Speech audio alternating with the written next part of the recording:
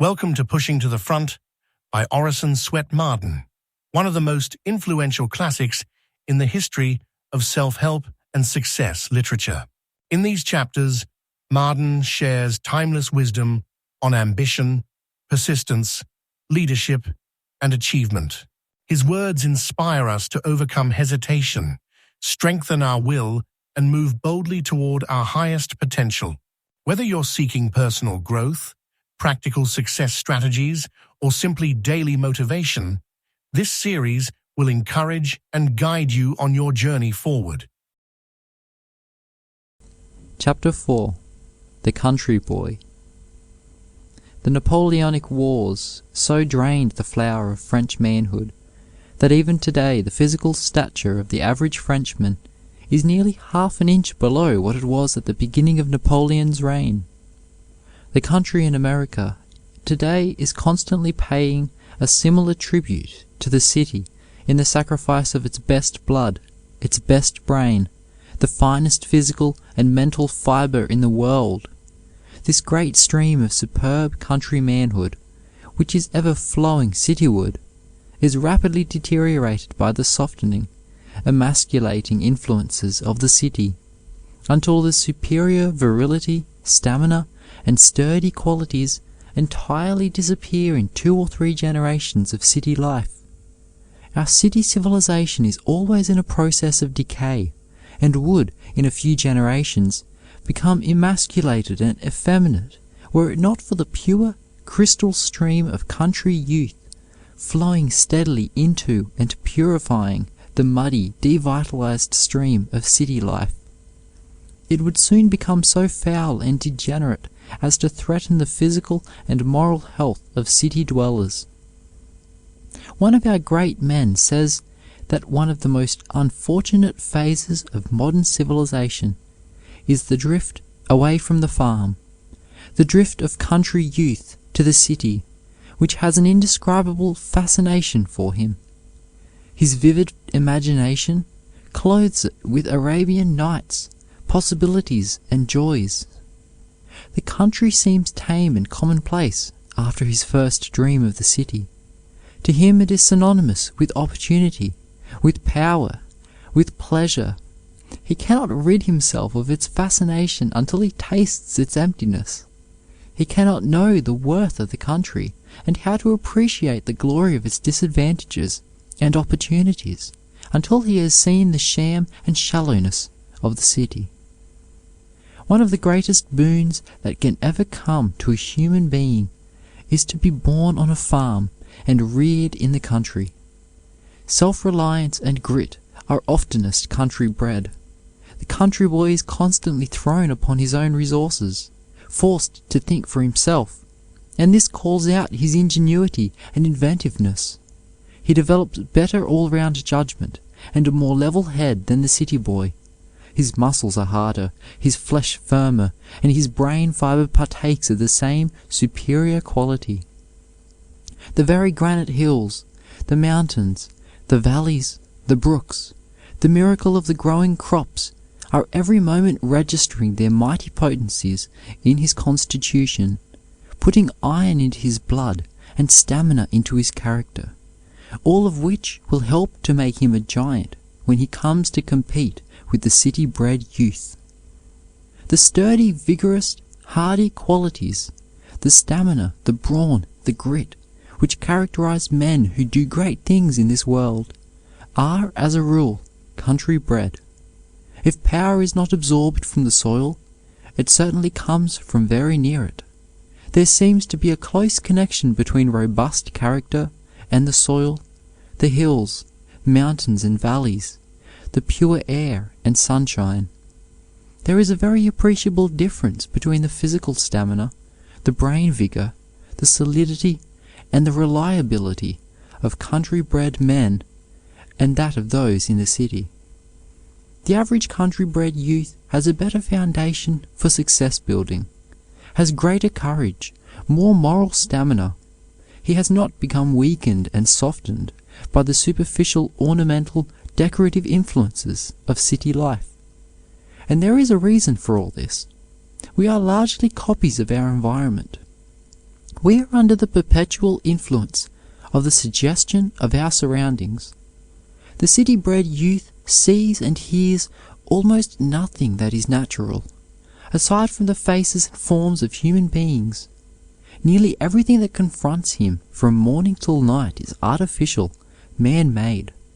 He sees hardly anything that God made, that imparts solidity, strength, and power, as do the natural objects in the country. How can a man build up a solid, substantial character when his eyes and ears bring him only sights and sounds of artificial things? A vast sea of business blocks, skyscrapers, and asphalt pavements does not generate character-building material. Just as sculpture was once carried to such an extreme that pillars and beams were often so weakened by the extravagant carvings as to threaten the safety of the structure, so the timber in country boys and girls, when brought to the city, is often overcarved and adorned at the cost of strength, robustness, and vigor. In other words, virility, forcefulness, physical and mental stamina reach their maximum in those who live close to the soil. The moment a man becomes artificial in his living, takes on artificial conditions, he begins to deteriorate, to soften. Much of what we call the best society in our cities is often in an advanced process of decay. The muscles may be a little more delicate, but they are softer. The skin may be a little fairer, but it is not so healthy. The thought a little more supple, but less vigorous. The whole tendency of life in big cities is toward deterioration. City people rarely live really normal lives. It is not natural for human beings to live far from the soil. It is Mother Earth and country life that give vitality, stamina, courage, and all the qualities which make for manhood and womanhood. What we get from the country is solid, substantial, enduring, reliable. What comes from the artificial conditions of the city is weakening, enervating, and softening. The country youth, on the other hand, is in the midst of a perpetual miracle. He cannot open his eyes without seeing a more magnificent painting than a Raphael or a Michelangelo could have created in a lifetime. And this magnificent panorama is changing every instant. There is a miracle going on in every growing blade of grass and flower. Is it not wonderful to watch the chemical processes in nature's laboratory, mixing and flinging out to the world the gorgeous colorings and marvelous perfumes of the rose and wildflower? No city youth was ever in such a marvelous kindergarten, where perpetual creation is going on in such a vast multitude of forms. The city youth has too many things to divert his attention. Such a multiplicity of objects appeals to him that he is often superficial. He lacks depth. His mind is perpetually drawn away from his subject, and he lacks continuity of thought and application.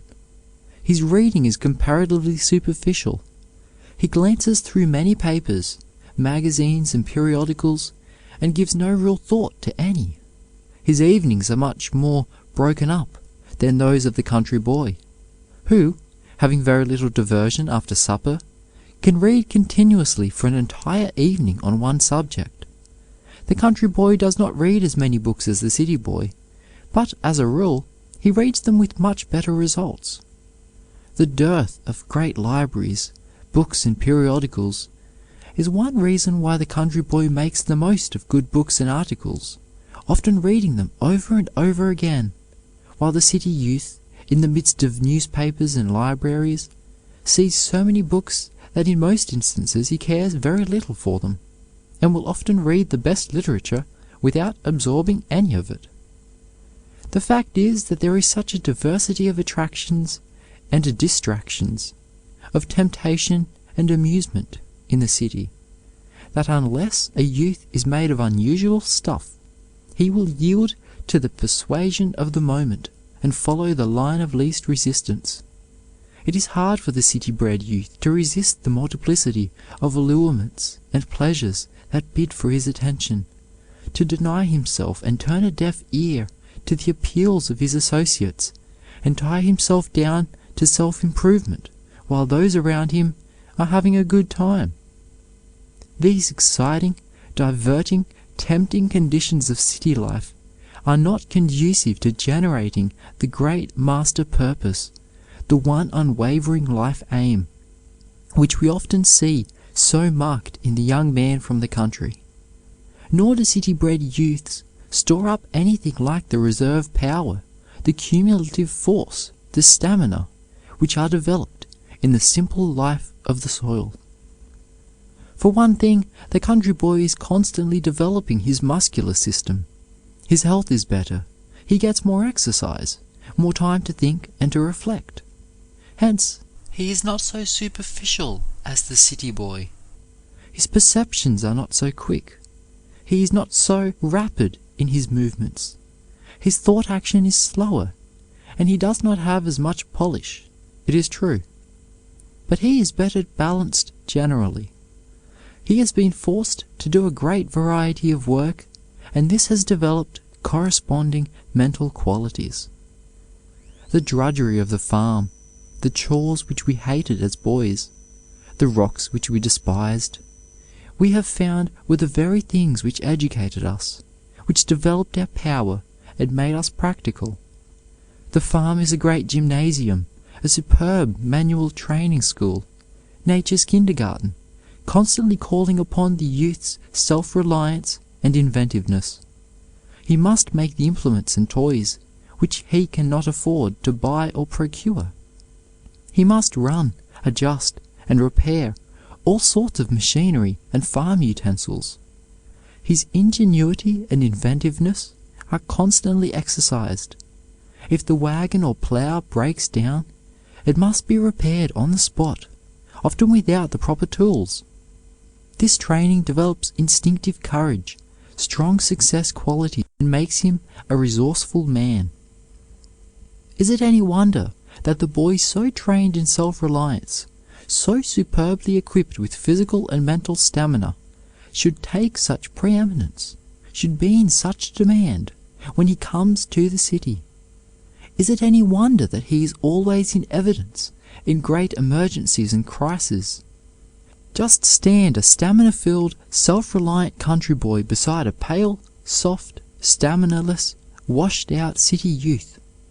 Is it any wonder that the country-bred boy is nearly always the leader, that he heads the banks, the great mercantile houses? It is this peculiar, indescribable something, this superior stamina and mental caliber, that makes the stuff that rises to the top in all vocations. There is a peculiar quality of superiority which comes from dealing with realities that we do not find in the superficial city conditions. The life-giving oxygen, breathed in great inspirations through constant muscular effort, develops in the country boy much greater lung power than is developed in the city youth, and his outdoor work tends to build up a robust constitution. Ploughing, hoeing, mowing, everything he does on the farm gives him vigor and strength. His muscles are harder, his flesh firmer, and his brain fiber partakes of the same superior quality. He is constantly bottling up forces, storing up energy in his brain and muscles, which later may be powerful factors in shaping the nation's destiny, or which may furnish backbone to keep the ship of state from floundering on the rocks. This marvelous reserve power which he stores up in the country will come out in the successful banker, statesman, lawyer, merchant, or businessman. Self-reliance and grit are oftenest country-bred. The country boy is constantly thrown upon his own resources. He is forced to think for himself, and this calls out his ingenuity and makes him self-reliant and strong. It has been found that the use of tools in our manual training schools develops the brain, strengthens the deficient faculties, and brings out latent powers. The farm-reared boy is in the best manual training school in the world, and is constantly forced to plan things, make things. He is always using tools. This is one of the reasons why he usually develops better all-round judgment and a more level head than the city boy. It is human nature to exaggerate the value of things beyond our reach. People save money for years in order to go to Europe, to visit the great art centers and see the famous masterpieces, when they have really never seen the marvelous pictures painted by the divine artist and spread in the landscape, in the sunset, in the glory of flowers and plant life, right at their very doors. What a perpetual inspiration! What marvels of beauty, what miracles of coloring are spread everywhere in nature, confronting us on every hand. We see them almost every day of our lives, and they become so common that they make no impression upon us. Think of the difference between what a Ruskin sees in a landscape and the impression conveyed to his brain, and what is seen by the ordinary mind, the ordinary person who has little or no imagination, and whose aesthetic faculties have scarcely been developed.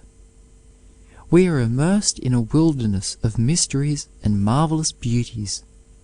Miracles innumerable in grass and flower and fruit are performed right before our eyes.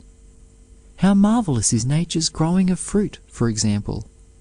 How she packs the concentrated sunshine and delicious juices into the cans that she makes as she goes along, cans exactly the right size, without a particle of waste, leakage, or evaporation, with no noise of factories, no hammering of tins.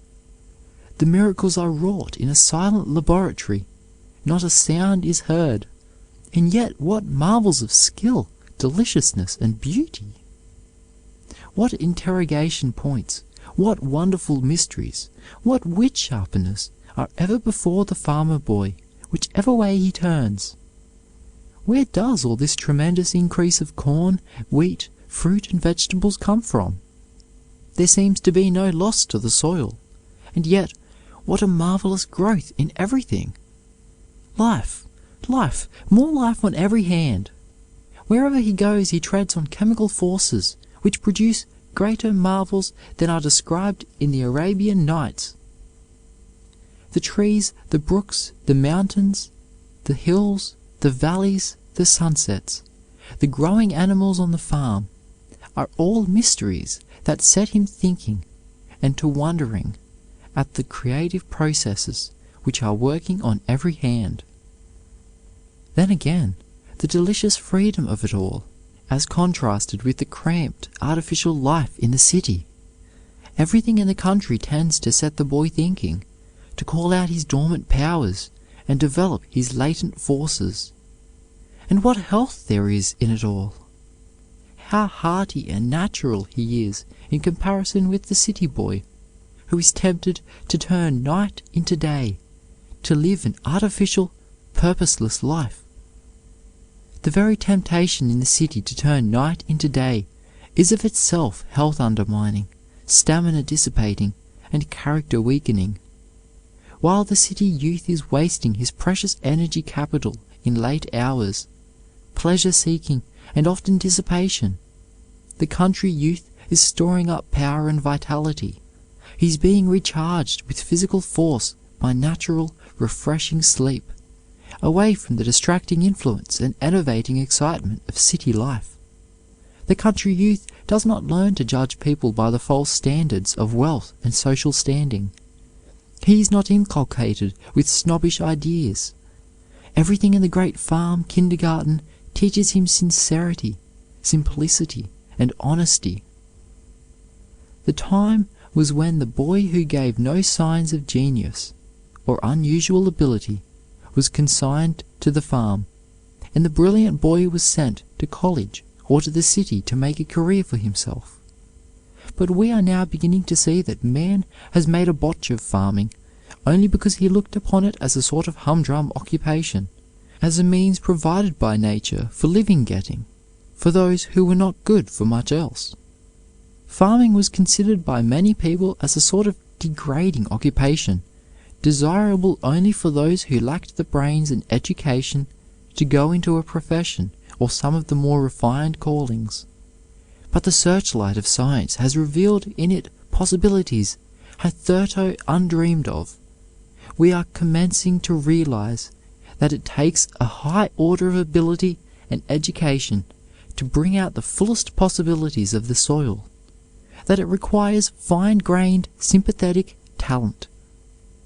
We are now finding that agriculture is as great a science as astronomy, and that ignorant men have been getting an indifferent living from their farms simply because they did not know how to mix brains with the soil.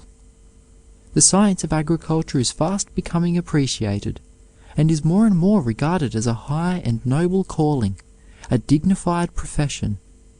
Think of what it means to go into partnership with the Creator in bringing out larger, grander products from the soil, to be able to cooperate with that divine creative force, and even to vary the size, the beauty, the perfume of flowers, to enlarge, modify, and change the flavor of fruits and vegetables to our liking. Think what it must mean to be a magician in the whole vegetable kingdom, like Luther Burbank, changing colors, flavors, perfumes, species. Almost anything is possible when one knows enough and has heart and sympathy enough to enter into partnership with the great creative force in nature. Mr. Burbank says that the time will come when man will be able to do almost anything he wishes in the vegetable kingdom, will be able to produce at will any shade or color he wishes, and almost any flavor in any fruit, that the size of all fruits and vegetables and flowers is just a matter of sufficient understanding, and that nature will give us almost anything when we know enough to treat her intelligently, wisely, and sympathetically. The history of most great men shows that there is a disadvantage in having too many advantages. Who can tell what the consequences would have been had Lincoln been born in New York and educated at Harvard? If he had been reared in the midst of great libraries, brought up in an atmosphere of books, of only a small fraction of which he could get even a superficial knowledge, would he have had that insatiable hunger which prompted him to walk 20 miles in order to borrow Blackstone's Commentaries and to read 100 pages on the way home? What was there in that rude frontier forest, where this poor boy scarcely ever saw anyone who knew anything of books, to rouse his ambition and to stimulate him to self-education? Whence came that yearning to know the history of men and women who had made a nation, to know the history of his country?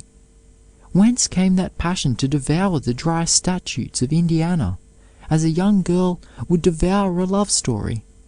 Whence came that all-absorbing ambition to be somebody in the world, to serve his country with no selfish ambition? Had his father been rich and well-educated instead of a poor man who could neither read nor write, and who was generally of a shiftless and roving disposition, there is no likelihood that Lincoln would ever have become the powerful man he was.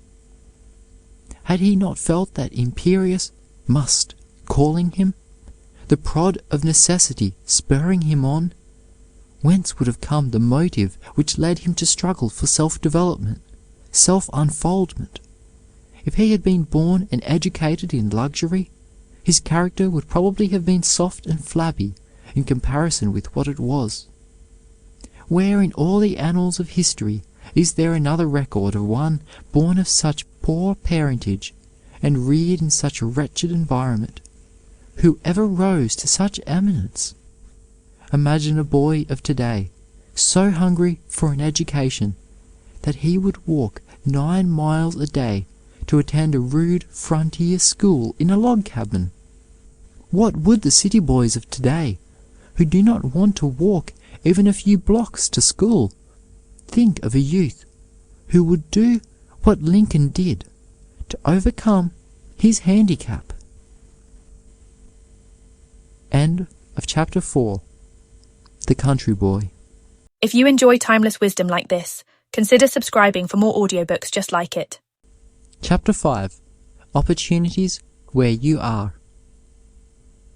To each man's life there comes a time supreme. One day, one night, one morning, or one noon. One freighted hour, one moment opportune. One rift through which sublime fulfilments gleam. One space when fate goes tiding with the stream. And once in balance twixt too late, too soon, and ready for the passing instant's boon, to tip in favour the uncertain beam. Ah, happy he who, knowing how to wait, knows also how to watch and work and stand on life's broad deck alert, and at the prow, to seize the passing moment, big with fate, from opportunity's extended hand, when the great clock of destiny strikes now. Mary A. Townsend. What is opportunity to a man who can't use it? An unfecundated egg, which the waves of time wash away into non-entity. George Eliot. The secret of success in life is for a man to be ready for his opportunity when it comes. Disraeli. There are no longer any good chances for young men, complained a youthful law student to Daniel Webster. There is always room at the top, replied the great statesman and jurist. No chance, no opportunities, in a land where thousands of poor boys become rich men, where new boys go to Congress, and where those born in the lowest stations attain the highest positions. The world is all gates, all opportunities, to him who will use them. But, like Bunyan's pilgrim in the dungeon of giant Despair's castle, who had the key of deliverance all the time with him, but had forgotten it, we fail to rely wholly upon the ability to advance all that is good for us, which had been given to the weakest as well as the strongest. We depend too much upon outside assistance. We look too high for things close by. A Baltimore lady lost a valuable diamond bracelet at a ball, and supposed that it was stolen from the pocket of her cloak. Years afterward, she washed the steps of the Peabody Institute, pondering how to get money to buy food. She cut up an old, worn-out, ragged cloak to make a hood, when lo! in the lining of the cloak she discovered the diamond bracelet. During all her poverty she was worth $3,500, but did not know it. Many of us who think we are poor are rich in opportunities, if we could only see them, in possibilities all about us, in faculties worth more than diamond bracelets. In our large eastern cities, it has been found that at least 94 out of every 100 found their first fortune at home, or near at hand, and in meeting common everyday wants. It is a sorry day for a young man who cannot see any opportunities where he is, but thinks he can do better somewhere else. Some Brazilian shepherds organized a party to go to California to dig gold, and took along a handful of translucent pebbles to play checkers with on the voyage. After arriving in San Francisco, and after they had thrown most of the pebbles away, they discovered that they were diamonds. They hastened back to Brazil, only to find that the mines from which the pebbles had been gathered had been taken up by other prospectors and sold to the government.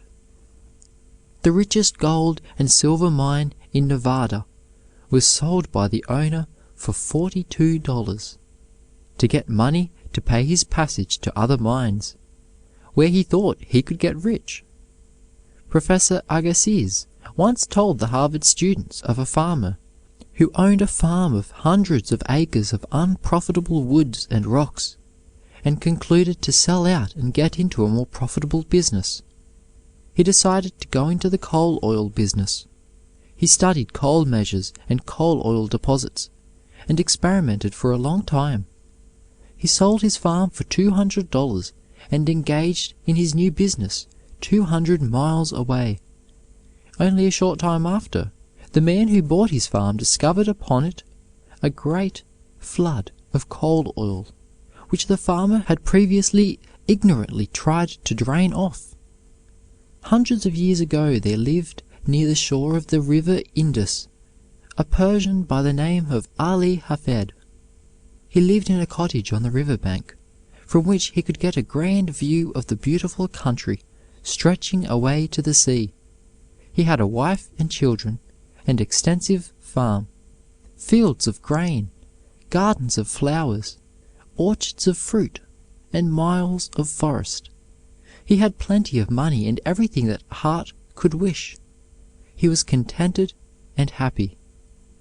One evening a priest of Buddha visited him, and, sitting before the fire, explained to him how the world was made, and how the first beams of sunlight condensed on the earth's surface into diamonds. The old priest told that a drop of sunlight the size of his thumb was worth more than large mines of copper, silver, or gold, that with one of them he could buy many farms like his, that with a handful he could buy a province, and with a mine of diamonds he could purchase a kingdom. Ali Hafed listened, and was no longer a rich man. He had been touched with discontent, and with that all wealth vanishes.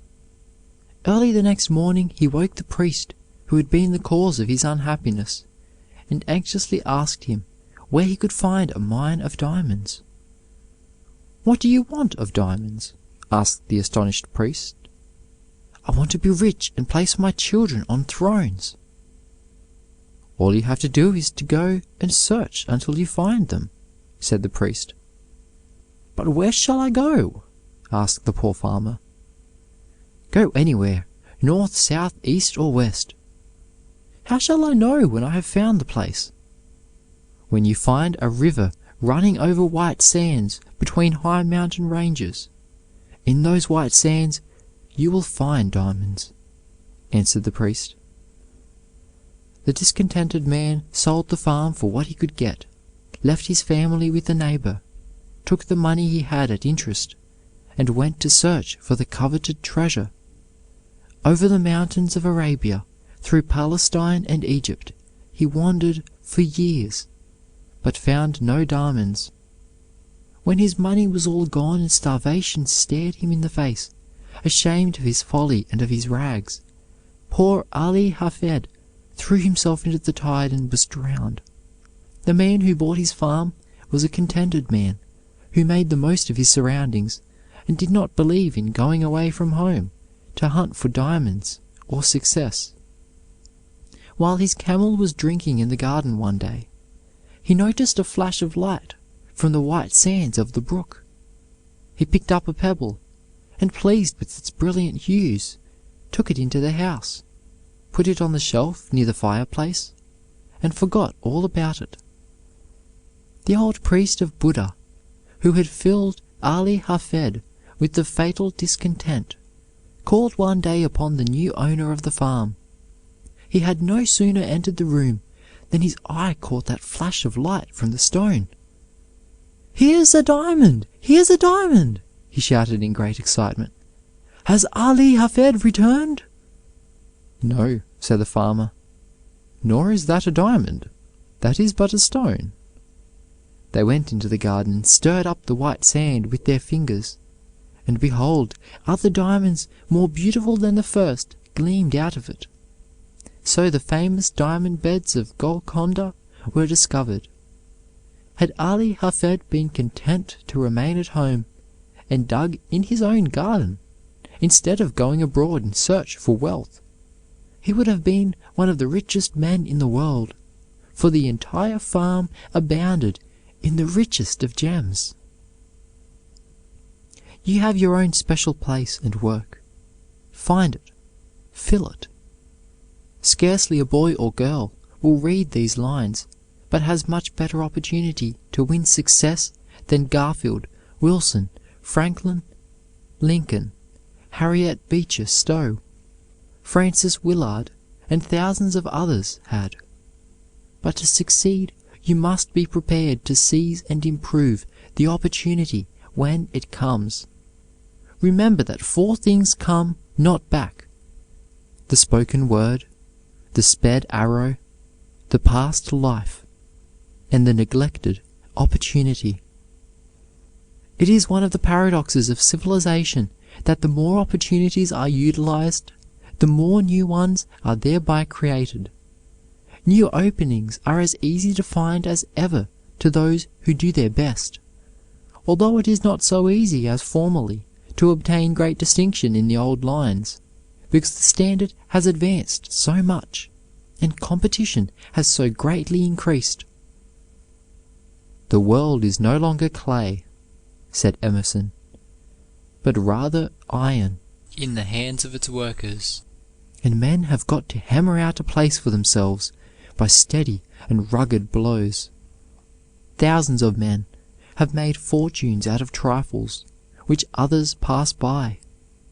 As the bee gets honey from the same flower from which the spider gets poison, so some men will get a fortune out of the commonest and meanest things, as scraps of leather, cotton, waste, slag, iron fillings, from which others get only poverty and failure. There is scarcely a thing which contributes to the welfare and comfort of humanity, scarcely an article of household furniture, a kitchen utensil, an article of clothing or of food, that is not capable of an improvement in which there may be a fortune. Opportunities, they are all around us. Forces of nature plead to be used in the service of man, as lightning for ages tried to attract his attention to the great force of electricity, which would do his drudgery and leave him to develop the God-given powers within him. There is power lying latent everywhere, waiting for the observant eye to discover it. First find out what the world needs, and then supply the want. An invention to make smoke go the wrong way in a chimney might be a very ingenious thing, but it would be of no use to humanity. The patent office at Washington is full of wonderful devices of ingenious mechanism, but not one in hundreds is of use to the inventor or to the world. And yet how many families have been impoverished and have struggled for years amid want and woe, while the father has been working on useless inventions. A.T. Stewart, as a boy, lost 87 cents when his capital was $1.50 in buying buttons and thread which shoppers did not call for. After that he made it a rule never to buy anything which the public did not want, and so prospered. An observing man, the eyelets of whose shoes pulled out, but who could not afford to get another pair, said to himself, "I will make a metallic lacing hook, which can be riveted into the leather." He was then so poor that he had to borrow a sickle to cut grass in front of his hired tenement. He became a very rich man. An observing barber in Newark, New Jersey, thought he could make an improvement on shears for cutting hair, invented clippers, and became rich. A Maine man was called in from the hayfield to wash clothes for his invalid wife. He had never realized what it was to wash before. Finding the method slow and laborious, he invented the washing machine and made a fortune. A man who was suffering terribly with toothache felt sure there must be some way of filling teeth which would prevent their aching, and he invented the method of gold filling for teeth. The great things of the world have not been done by men of large means. Ericsson began the construction of the screw propellers in a bathroom. The cotton gin was first manufactured in a log cabin.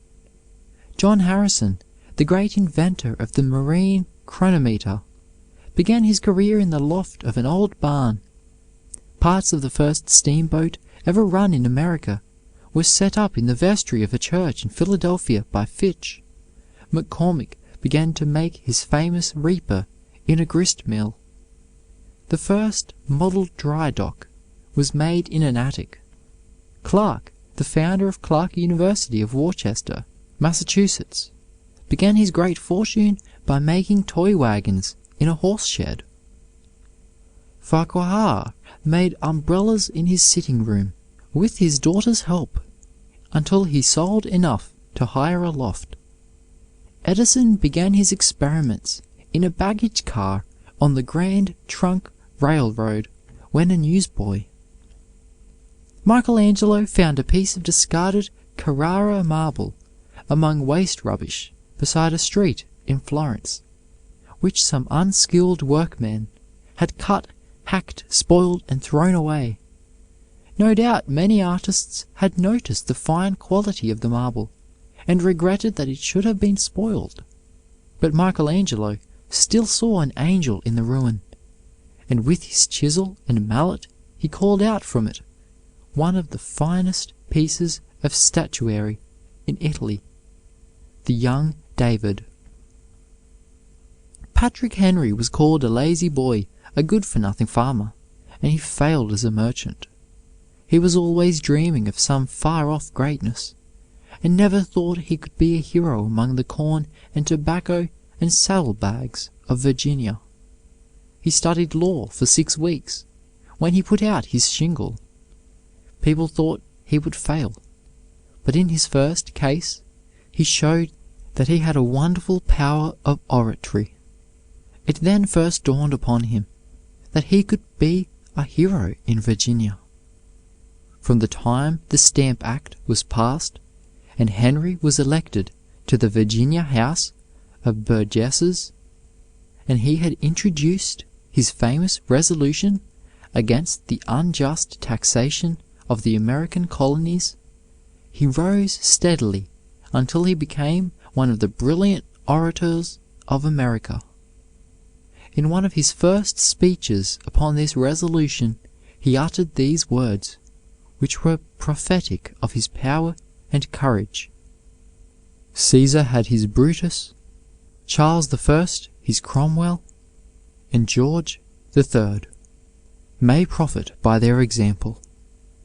If this be treason, make the most of it. The great natural philosopher Faraday, who was the son of a blacksmith, wrote, when a young man, to Humphrey Davy, asking for employment at the Royal Institution. Davy consulted a friend on the matter. Here is a letter from a young man named Faraday. He has been attending my lectures and wants me to give him employment at the Royal Institution. What can I do? Do? Put him to washing bottles. If he is good for anything, he will do it directly. If he refuses, he is good for nothing. But the boy who could experiment in the attic of an apothecary shop with an old pan and glass vials during every moment he could snatch from his work saw an opportunity in washing bottles, which led to a professorship at the Royal Academy at Woolwich. Tyndall said of this boy with no chance, "He is the greatest experimental philosopher the world has ever seen." He became the wonder of his age in science. There is a legend of an artist who long sought for a piece of sandalwood, out of which to carve a Madonna. He was about to give up in despair, leaving the vision of his life unrealized, when in a dream he was bidden to carve his Madonna from a block of oak wood which was destined for the fire. He obeyed and produced a masterpiece from a log of common firewood. Many of us lose great opportunities in life by waiting to find sandalwood for our carvings, when they really lie hidden in the common logs that we burn. One man goes through life without seeing chances for doing anything great, while another close beside him snatches from the same circumstances and privileges opportunities for achieving grand results. Opportunities? They are everywhere. America is another name for opportunities. Our whole history appears like a last effort of divine providence in behalf of the human race.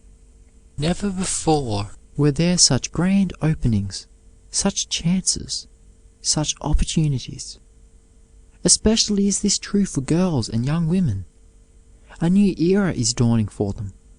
Hundreds of occupations and professions, which were closed to them only a few years ago, are now inviting them to enter. We cannot all of us, perhaps, make great discoveries like Newton, Faraday, Edison, and Thomson, or paint immortal pictures like an Angelo or a Raphael. But we can, all of us, make our lives sublime by seizing common occasions and making them great. What chance had the young girl Grace Darling to distinguish herself, living on those barren lighthouse rocks alone with her aged parents? But while her brothers and sisters, who moved to the cities to win wealth and fame, are not known to the world, she became more famous than a princess. This poor girl did not need to go to London to see the nobility. They came to the lighthouse to see her. Right at home she had won fame which the regal heirs might envy, and a name which will never perish from the earth. She did not wander away into dreamy distance for fame and fortune, but did her best where duty had placed her.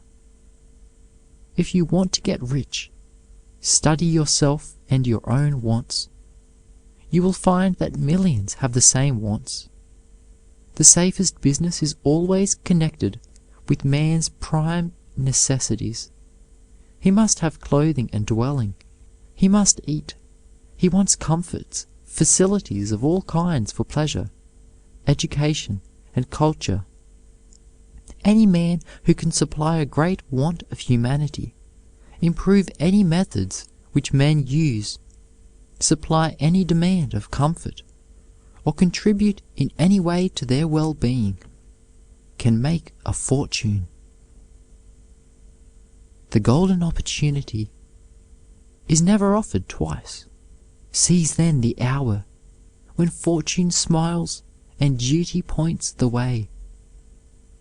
Why thus longing, thus forever sighing for the far off, unattained and dim, while the beautiful, all around thee lying, offers up its low, perpetual hymn? Harriet Winslow. End of Chapter 5. Opportunities where you are.